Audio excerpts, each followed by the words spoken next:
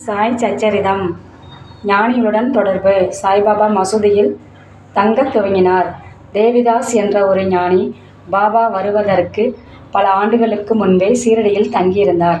பாபா அவர் தம் நட்பை விரும்பினார்.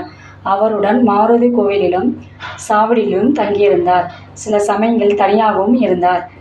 பிறகு ஜானகிதாஸ் என்று மற்றொரு ஞானியும் வந்தார்.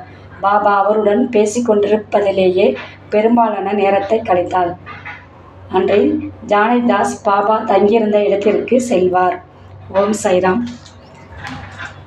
ஸ்ரீ சாய்ராம். ஜெய் ஜெய் சாய்ராம். சாயப்பா எப்படியெல்லாம் இருந்தார் என்பதை ஸ்ரீ சாய் சச்சரிதத்தில்